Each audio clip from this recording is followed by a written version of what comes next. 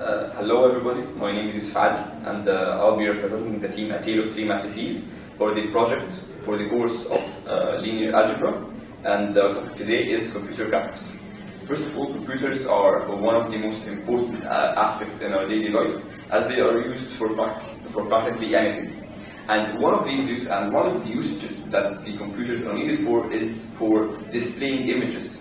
And now images are used everywhere in our life. You can see them on billboards or even on the projector that gives a lecture. But to really understand how we reach this point, we first must take a look on the history of computer graphics. We will begin in the year of 1950, where a man by the name of Ben Lapowski had made the first computer graphic oscilloscope. It was just a screen of about like 5 by 5 centimeters in length and width, and it just displayed a sine wave or a cosine wave shape in this tiny screen.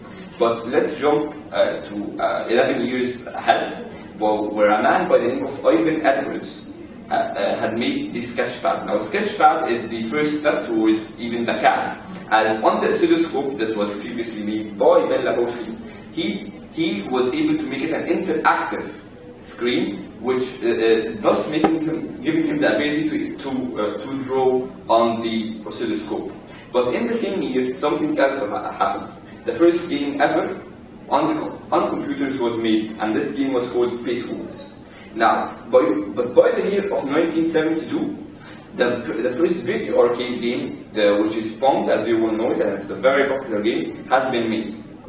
And the first use of GUI, or graphical user interfaces, has been made by the company of Apple.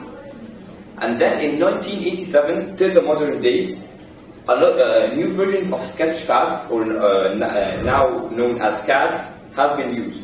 And even the first movie that used computer graphics for the full length of the movie, Toy Story, has been produced. And the games have progressed even further by the use of graphics engines such as Unity and Unreal. Now, computer graphics can be distributed into two parts. The first one is vector graphics, which will be our main focus on and our main topic. And the second part is raster or pixels. Well, vector graphics are basically made by giving the computer the geometrical shape of the object by the use of mathematical equations and matrices. On the other hand, the pixelated version of images or videos or whatever, they are parts or pieces that are just stuck together and given a distinct color to represent the image by grouping it together, thus making the whole image.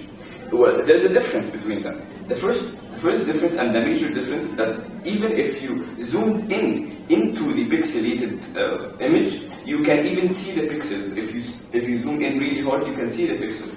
On the other hand, but on the vector graphics, you can never do that, thus giving you a much higher quality than pixelated images, and thus making it far more usable.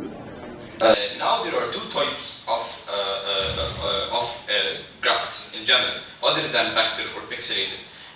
You can have interactive graphics or non-interactive graphics. Non-interactive graphics or passive graphics. They have no input. You can give them anything and they will change or do something, just like images or screensaver. On the other hand, interactive graphics, you can give them input and they will change. They will do something, and mostly they are used for games and GIFs and things like that. But after we know all this, how do they even do this? How do vector graphics work? Well, for them to work, you have two things. You can translate the image or rotate the image. For translation, you can use the addition of matrices. With the addition, you just add every element with the one that is opposite to it in the other matrix. It's very simple. Or you can even add by the use of multiplication. The use of multiplication, it's you will have to use a unit matrix, but with one exception. that in the last column or the final column, you will have the units of the translation that you will need in the x-axis and the y-axis respectively. But for rotation, you can only use multiplication and a very specific type of multiplication, as you will multiply your original graphic or your original matrix that represents the object graphically and multiply it by a matrix that has a cosine and a sine in it in the first and second and third row with respect to which axis you want to rotate. Now, with the game, we have made a simulation. As the simulation, it is non-interactive. Our simulation describes a stick man that hurdles over an object.